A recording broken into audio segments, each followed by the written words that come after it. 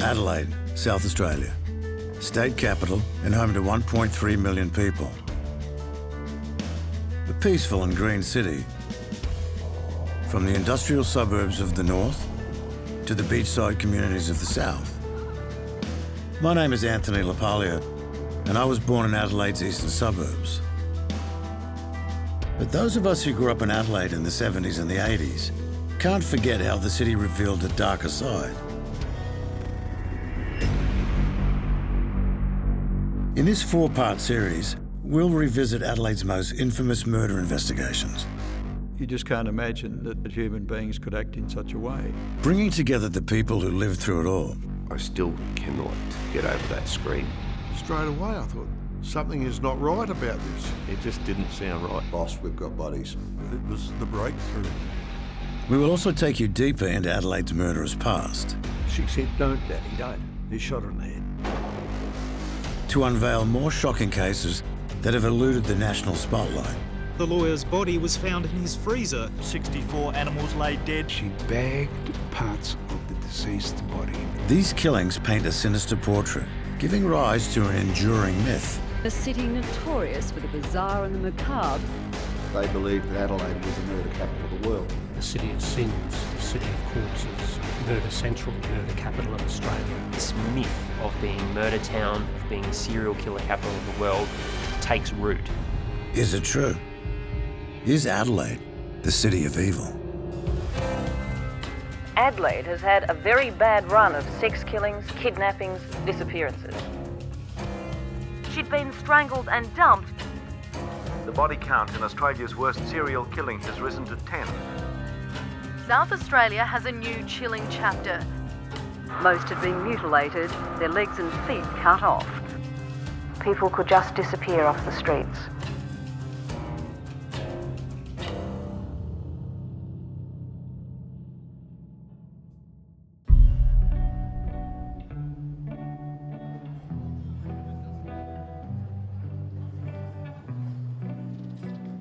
Adelaide, South Australia has been counted in the world's top 5 most livable cities. Famous for its arts, sports and progressive culture. The city has led the nation in political change. You have a place that was among the first to give women the vote, among the first to decriminalise homosexuality, among the first to allow public drinking. But none of this would define the little town. Instead, Adelaide became widely known as the city of churches. Every church has a graveyard, and every graveyard is full of skeletons. That's the part that Adelaide doesn't want to look at. Author and journalist Sean Fuster has covered the biggest trials in Adelaide for the last 16 years. I always had a long-time fascination with the law, with policing, but I didn't actually want to go into the police force myself. Obviously didn't want to commit crimes myself. So the good midway point was to actually report on it. His fascination with the world of law and disorder led him to pen his first book, City of Evil, about some of Adelaide's most horrific crimes. Along the way, he hoped to find the roots of Adelaide's reputation as the murder capital. After the bodies in the barrels case, that's when people started casting their eye backwards over things like Truro, over the Beaumonts, over the family, and saying, oh, Adelaide is the serial killer capital of the world. I wondered if it was true. It's not. It seems clear that Adelaide's murderous reputation is not founded on statistics. It's the quality, not the quantity. South Australia averages between 18 and 2 dozen homicides a year. And that's a pattern that occurs year after year after year. While the murder myth is easily dispelled, Sean Fuster believes that hidden within the statistics lies a different truth. Adelaide isn't the serial killer capital of the world. It's the bizarre crime capital of the world. We seem to draw the unusual, the sick, or deranged killers in Adelaide. Some of the incidents, by their very nature, have set us apart from other states, certainly. Well, I've prosecuted murder cases and defended murder cases nearly all over the world and all over Australia. I must say that those that I've done in South Australia still tend to have that unusualness about them, perhaps an extra degree of cruelty for some reason. It doesn't matter whether you're stealing gas from a service station or whether you're murdering multiple people. Something about a crime that happens in Adelaide will be bizarre. So could Adelaide be more prone to certain types of homicides? Certain types of killers?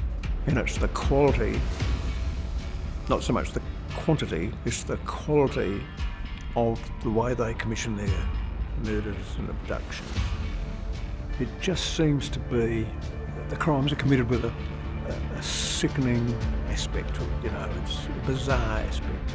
It's that extra element that turns Adelaide into what it is.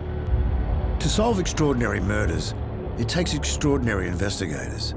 Adelaide's detectives have repeatedly been forced to climb inside the twisted minds of killers who forever remain one step ahead. There is no better example of this than the Truro Murders in 1976. In an 8-week period, 7 girls vanished, and then all of a sudden it just stopped. They knew that they had a serial killer on their hands. What they didn't have at that stage was any idea of who was responsible for these horrific murders.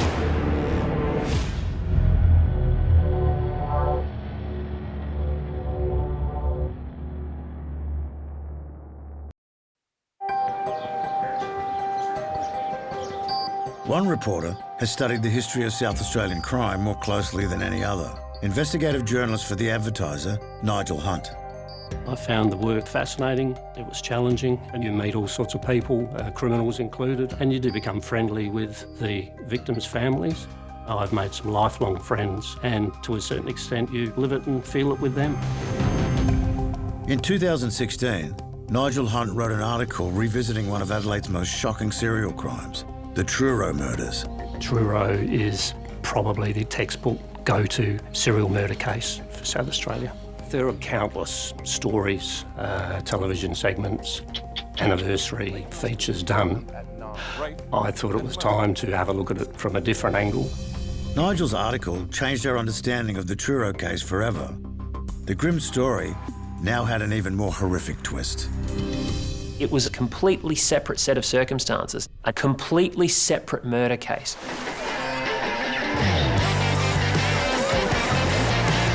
It was the summer of 1976. The Vietnam War was over. Rubik had invented his cube. ABBA were topping the charts around the world. In Adelaide, within the space of just 52 days, 7 girls went missing without a trace. Over an 8-week period, there was essentially a killing spree in which 7 young, innocent women lost their lives. And then as quickly as they had started, the disappearances stopped. One of the missing girls was Juliet Makita. She virtually had the next 10 years planned out. She was going to take her degree and then she was going to travel.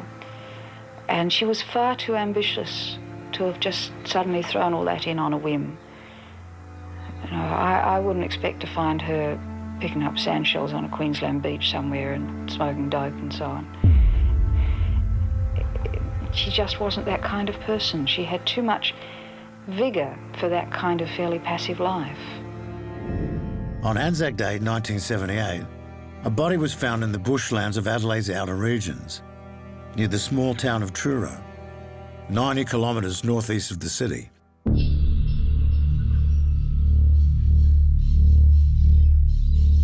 Two locals at Truro were out mushrooming and came across a number of bones. They initially thought they were leg bones from a kangaroo. However, they thought about it overnight and the next morning went back and had another look, and they found a skull and rib cage and alerted the authorities. I went out with a team. When we photographed the area, we recovered the bones, we bagged them and sent them down to Adelaide for forensic examination. The remoteness of the location made it easy to assume that the remains were those of a lost bushwalker, allowing one of Adelaide's most horrific secrets to remain buried for another year. Almost 12 months later, bushwalkers found the remains in pretty much the same area and knew straight away that they were human remains. In essence, that was the full-blown start of the Truro investigations. The remains were those of Veronica Knight and Sylvia Pittman, aged 18 and 16. The two girls had gone missing from Adelaide between December 1976 and February 1977. I knew then that we had to commit a lot of resources and thoroughly search the area. The police had a fair idea when they started the search that there would be more remains up there. But searching the remote location proved to be fraught with challenges. It was very desolate. People didn't often go there. There was no water, no electricity, no communications. So it was a very, very remote site in every sense. But I was beginning to put together a picture of how big the search area might be, what resources might be required. We'd established a relationship between the positioning of the bones, which was near a track and near scrubland. So the basic plan was to use the horses to do the screening, and then where we did find clothing or bones, then we went into the intense human searching. And in one particular area, we found two more bodies. Connie Jordan and Vicky Howell had disappeared on February 7th and 9th in 1977. Their proximity to the remains of Sylvia Pittman and Veronica Knight confirmed the worst suspicions of the South Australian police. There was a serial killer on the loose. It's an unusual feeling.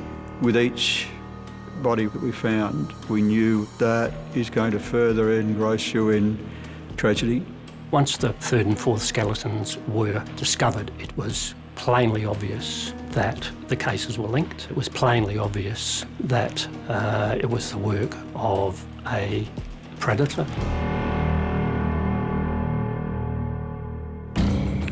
It sent shockwaves right through the community. It did. It was essentially Adelaide's first major serial murder case. The public's appetite for information about this case was insatiable. They were certainly horrified at the nature of the murders, and they were acutely interested in the progress of the police case. The media went into overdrive. A macabre discovery. Young women murdered at Truro. Rape and murder. Late last week, there was a major break in the so-called Truro Murders, the bodies of a number of Adelaide girls discovered in remote South Australian bushland. It was an enormous story. We were under intense scrutiny from the media. We had scheduled briefings morning and evening. We allowed them free access. Yes, with all the bodies, there's been a close relationship between tracks or roads and scrub nearby. Oh, there's no doubt people were asking the same questions. How many more bodies are out there? Without a doubt. The tragedy was that for all their searching, the homicide squad investigators had found no evidence to implicate the killer. There were no clues as to who the offender or offenders were likely to be. It would be an unsolved murder from 12 months earlier and 80 kilometres away that would give them the answer they were searching for. How else could I describe it as it was the breakthrough.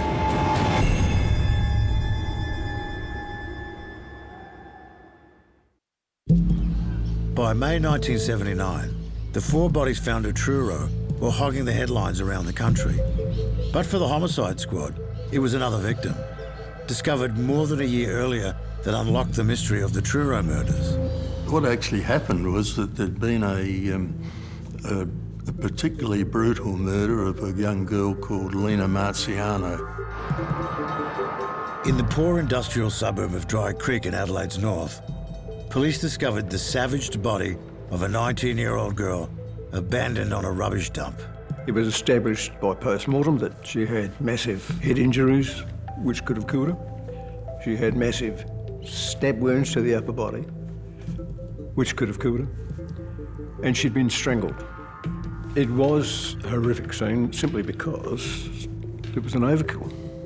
And she was sort of dumped like trash. Lena Marciano was last seen by her sister on her way to a dance class on the evening of March 1st at the nearby Nowsworth Primary School. We established that she, in fact, did not attend the dancing class, even though her motorbike was in the car park opposite the school.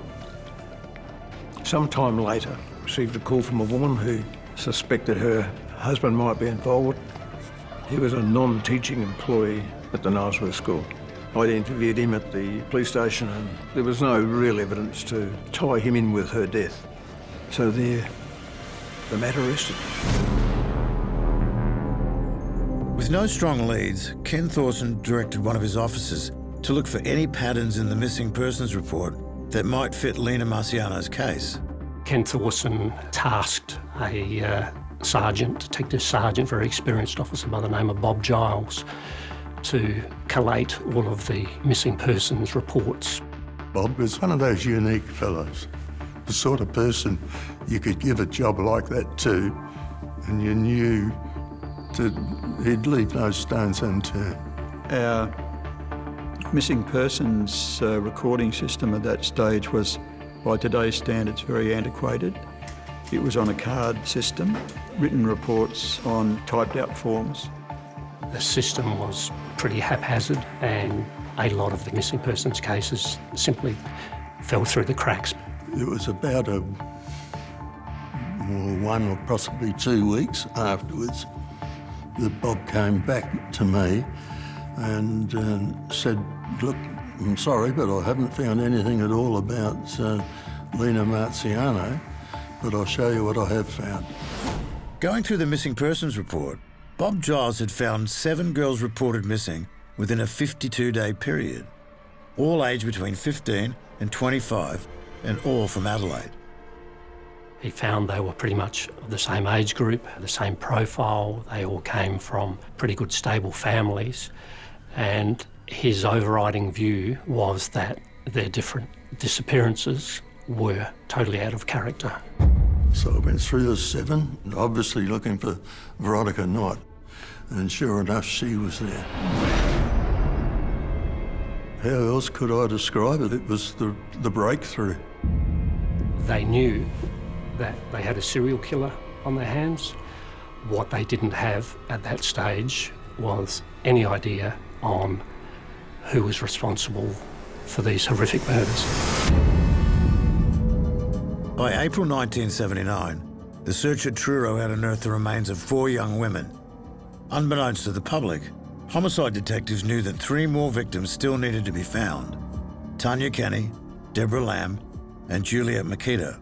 Thanks to all the media attention, in May 1979, the detectives received a tip-off, one that would break the case wide open.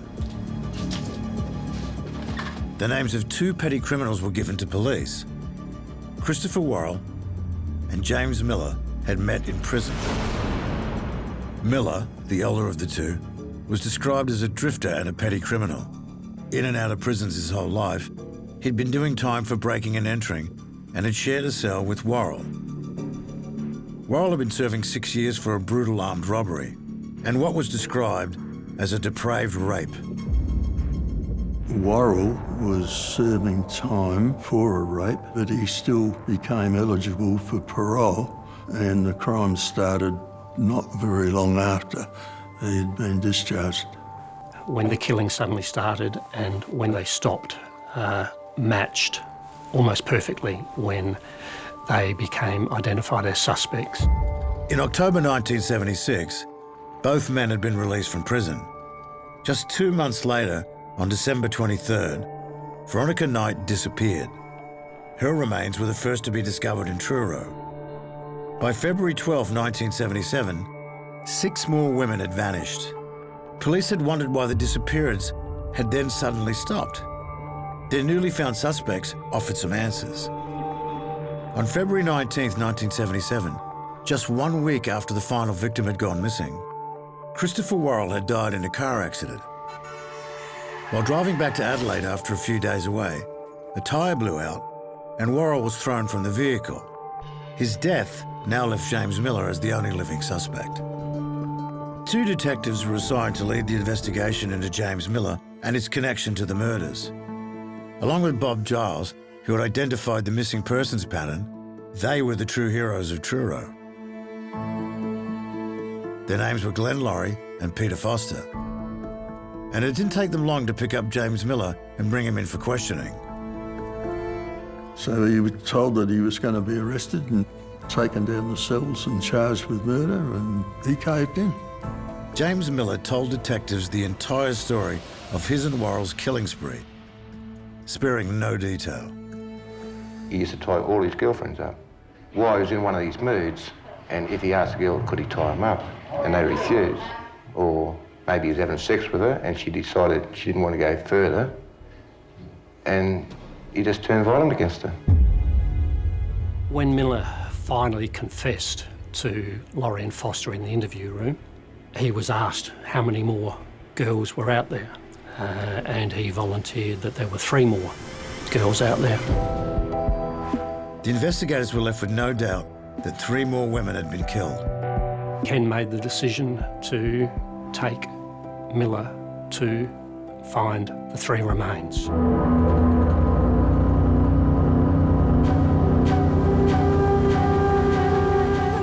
In the middle of the night, Miller was bundled into a car and driven all the way to Truro. I received a telephone call and they said, oh, we've just arrested Miller and we're going to bring him up because he's going to show us where another body is up there. And he took us past where we'd searched before, and he directed the officers to turn off the highway, and this is in the dead of night. They drove for about 200 or 300 metres through a creek bed and stopped. He pointed to a bush and said, she's under there. And we walked out there, we lifted the branches off, and she was there intact. The 5th victim of Worrell and Miller to be found was 16-year-old Julian Makita. I got the news at school and they just carried me out screaming, I don't want her to be dead. And I don't. Mr. and Mrs. Makita don't want their daughter to be remembered only as a murder case, a statistic. They lent us her diary so that other people might know something about Julie beyond the cold headlines. There are no dates, oddly enough, in this diary. There are no dates on the poems, as there are no titles. But one of the last that she wrote went like this, rather poignantly. The day is done. All that could pass, passed. All that could live, lived. All that is, was. All that was now is then. The day is done.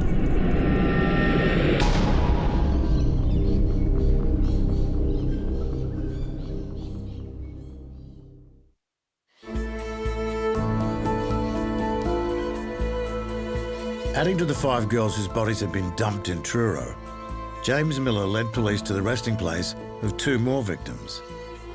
Tanya Kenny was discovered at a rifle range in Wingfield, and Deborah Lamb had been buried in the Port Gawler National Park.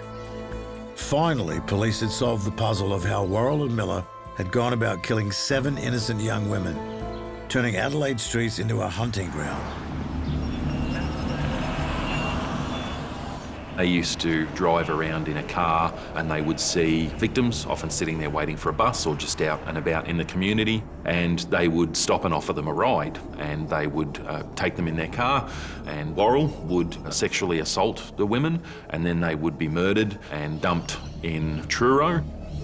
One can only imagine the horror that each of the 7 victims went through, not only while they were being sexually assaulted by Worrell, but one would think that it would have become fairly evident to them that they weren't going to leave the scene alive. You can't imagine what would have been going through their minds in the final minutes of their lives, the terror they would have been going through. Miller, a homosexual, says he just drove the car and helped get rid of the bodies. As the murders were going along, it's just getting too late to do anything. Like, I should have done something after the first one, but as it got to 2, 3, 4, 5, it's just getting too late to do anything. Miller says he kept quiet about the murders for fear of losing his best friend. I didn't want him to get caught. That's probably the main reason I did help him dispose of those bodies, because I didn't want him to get caught. As it got towards the end of the series, we saw about 4 murders in the space of about a week. And this is not uncommon with serial offenders, and that can happen for a variety of reasons. The more you commit a crime, the less of that fix or hit you get from it. So you either have to escalate the severity of the violence, or you have to increase the frequency with which you commit the crime to be able to get that hit. And so that can often be the explanation for why, in a crime series, the crimes occur closer and closer together towards the end. On March the 12th, 1980, this man, James Miller, was found guilty of 6 of the murders. He would spend the rest of his life behind bars. Some people would say that you should regret ever having met Chris Warren. I don't regret not knowing him, meeting him. I'm glad I did meet him, because as far as I was concerned, he's the best mate I had, even though I'm doing life.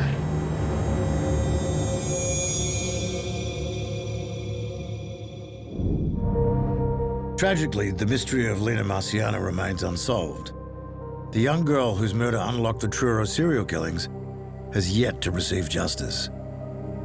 If there was anyone at all that knows anything, go to the major crime people and let them know what they know. There was one more victim that the killing spree left in its wake, the small country town of Truro. The media gave it the title of the Truro Murders, which was unfortunate because they weren't local people that were involved either as victims or offenders.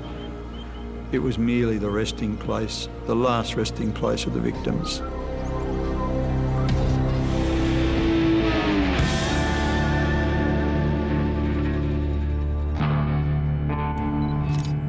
In the decades following Truro, more human remains were found discarded throughout South Australia. Yesterday afternoon, a local farmer discovered a skull on a dirt back road. The body was found floating in Horseshoe Bay. A postmortem showed he died from Her body hemorrhage. been stabbed with a knife. A friend of the family made the horrific discovery. Investigations continue to police appear to be no closer to catching her killer. In December 2005, a bushwalker found the burnt and beaten body of Emma Jane Pawelski dumped beside a forest track. A motorist on the Karoonda Highway discovered a suitcase by the side of the road. It contained some clothing and the remains of a little girl. It's been 8 days since Samantha O'Reilly was murdered and her body was dumped. The tragic litany of the dumped and discarded was compounded in August 2001, when an international visitor vanished from the very heart of Adelaide. Megumi Suzuki was a Japanese girl who came to Australia to pursue her dream. The case would provide one of the most shocking twists in the city's criminal history. Something inside him snapped, and the killer came out.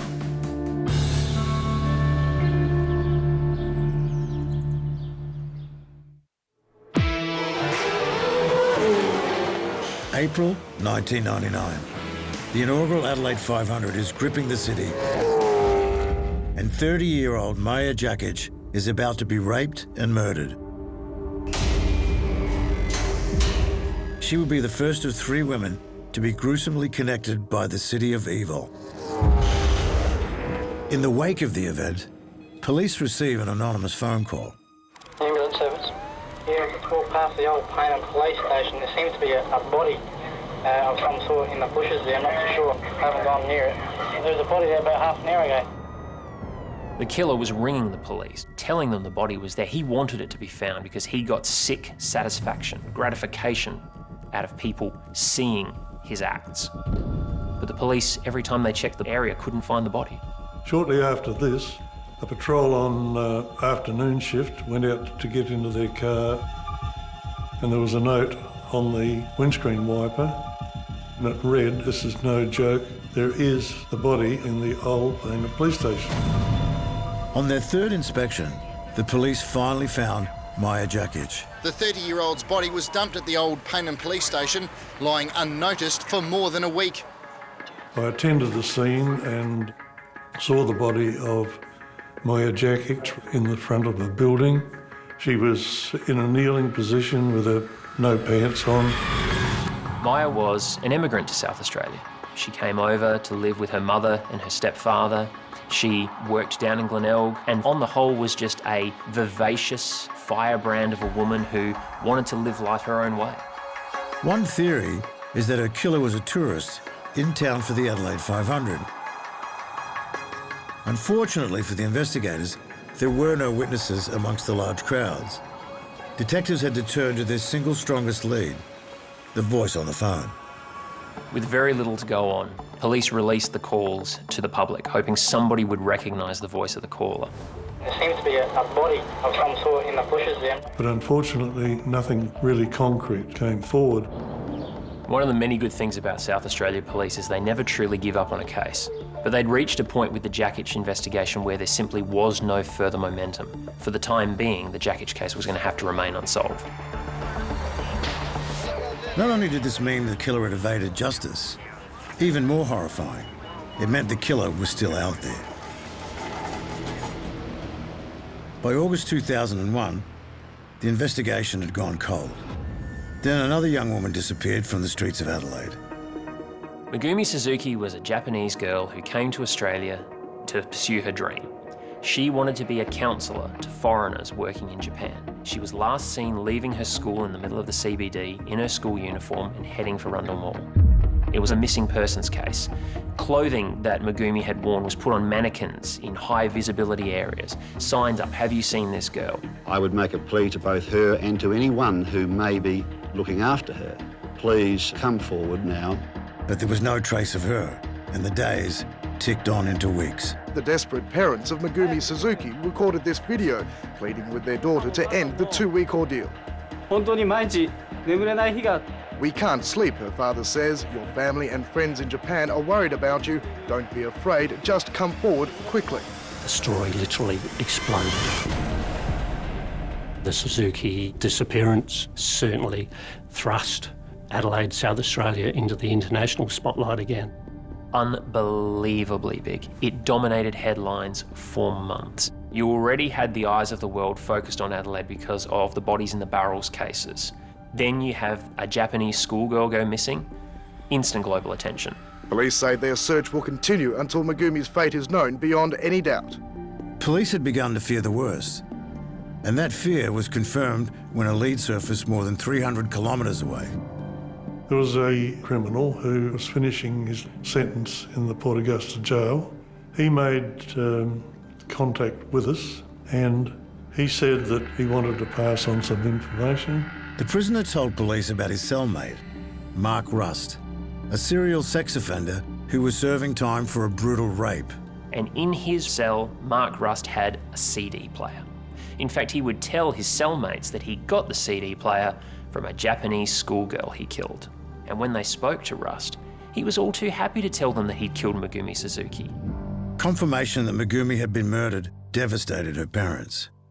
Her father, Yoichi, says he can't sleep. I seem to lose my strength for living when I think I won't speak to her again. But Megumi Suzuki wasn't the only victim of this predator. When they went back to arrest Rust, finally having their killer, he said, "Oh, by the way, I killed Maya Jakic as well. Seems to be a body in the bushes there, I'm not too sure. I'm the voice on your calls, and I'm the author of the note under your windshield." After 2 years, the family and friends of Maya Jakic now knew the name of the man responsible for her murder. But who was Mark Rust? At the age of 13, he started following pretty girls around and exposing himself to them because it gave him a thrill. Rust had a big problem with Klinefelter's disease, which relates to adequacies in sexual activities and size of genitalia. That made him even more frustrated and, as it turned out, even more dangerous, because eventually flashing people didn't get him the thrill anymore. And so when Maya Jakic pointed to him and laughed, something inside him snapped and the killer came out. With Rust in custody, there remained one unanswered question. Where was Megumi Suzuki's body? Rust said that he'd thrown her body into one of those large industrial waste bins that you see out the back of stores, out the back of shops. That meant that her body was somewhere in a massive landfill outside Adelaide. 50,000 tonnes of rubbish. And somewhere in all of that refuse was Megumi Suzuki's body. This is the daunting task confronting police. There are 10,000 bales of compacted rubbish that have to be sifted through. We spoke to the management. You could see the expression really change on their face. It was going to be a massive operation. But while searching for Megumi Suzuki's body, the police made another shocking discovery. While they were looking for Megumi Suzuki's body, they found a severed, burned head of what turned out to be a transgender pro wrestling truck driver. What does that say about Adelaide?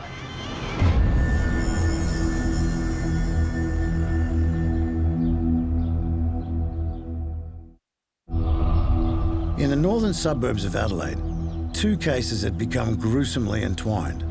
In the search for the remains of Megumi Suzuki, who had been raped and murdered by Erin Rust, police discovered the severed, burned head of John Joanne Lillicrap, a transgender truck driver. He was born John Lillicrap, but he preferred to be known as Joanne. Joanne was well known for the generosity and kindness that saw her reach out to a young drug addict called Donna Casagrande. She'd had, by all accounts, an awful life. Bad parents, domestic violence, drug addictions, all sorts of problems. But she'd gotten to know Joanne Lillicrap. They'd become friends, and Joanne, with the big heart that she had, said, "I'll help you get clean. Live with me for a while. I'll keep your money in my bank account. You can get yourself sorted out." Casagrande thought this was a great idea. So great, in fact, that she invited along her girlfriend, Nicole McGuinness. There was a reason that Nicole McGuinness and Donna Casagrande were a couple. They had very similar backgrounds, both victims of some pretty horrific trauma themselves. And so these 2 women moved to Joanne's place to get themselves clean. Unfortunately, their plan didn't work, and soon Casagrande and McGuinness needed money. They tried demanding cash from Joanne Lillicrap, but she refused to hand any over. That's when McGuinness snaps. She takes one of those stay-sharp knives from the kitchen, stabs Joanne repeatedly in the temple, and then plunges the knife into her heart. According to Casagrande, McGuinness, who's straddling the body at this point, turns, looks at her and smiles and says, "Can you believe some people value money over their own lives?" Joanne Lillicrap was dead, and now the 2 killers set about trying to hide their crime. Joanne was simply too big to move. Using the hacksaw and the stay-sharp knife, they proceeded to not only dismember Joanne's body, but because it was still too heavy to move, deflesh it. They wrapped each body piece individually and chucked it in the back of a 4-wheel drive, and then they took the offal, the fat, and spread it all over Joanne's strawberry patch. They dumped the body in 5 separate places. They believed that was going to give them more of an opportunity to get away with it, that it'd be just another one of those unsolved, gruesome Adelaide mysteries. The head went to the Wingfield dump, where the women put it inside a bin, poured petrol onto it and set it alight. And there it would remain, charred at the bottom of a bin for several months, till it was found in a completely unrelated murder investigation. McGuinness was sentenced to a minimum of 18 years for murder. Casagrande received a 10-year non-parole period for manslaughter. Meanwhile, at the Wingfield dump, the search for Megumi's body continued. The heat, the stench, the conditions were unbearable, but nobody complained because everyone was dedicated to finding Megumi and giving her the burial she deserved, giving her family that sense of closure. I could slowly see that we were getting closer to the actual date by the newspapers, and the police officer opened up one bale and he said, "Hey, I think the body's here." The remains of Megumi Suzuki were recovered from a 1-ton bale of rubbish, the last of around 1,000 moved and examined during the tragic search. Megumi's parents have been told of the discovery. It's believed they will travel to Adelaide to take their daughter's body back to Japan. Humbled by the efforts of the investigators, the Suzukis did what they could to defend Adelaide's reputation on the international stage. We believe that our daughter was found, thanks to the efforts of everyone involved in her search. We don't want Japanese people to misunderstand that Adelaide, with so many wonderful people, is a dangerous city. But their kind words could do nothing to erase the city's lingering myth. Next time on City of Evil, Fears began to grow for Mrs. McGlynn's safety when she failed to show up for a pre-booked bus tour. One day she was there, the next day she'd gone. Angelica Guevara had come under police suspicion. She had a habit of picking the elderly and the vulnerable to line her own pocket. Body parts were found across the road. It was around this time last night that Kevin Matthews discovered his wife murdered in their West Lakes home. And I'm thinking to myself, something is not right about this. He's finally snapped and did it. To see all those stab wounds, you realise what terror that lady went through trying to survive. It began as the smallest of missing person cases, and what it blew into was the single biggest case in South Australian history. The first thing they said to me was, "Boss, we've got bodies." Australia's worst serial killers. You just can't imagine that human beings could act in such a way. The pungent smell of decomposing meat. They were psychopathic killers. It has no equal. It is a landmark case of serial murder. It doesn't get any worse, and if it does, I don't want to see it. Not in my lifetime.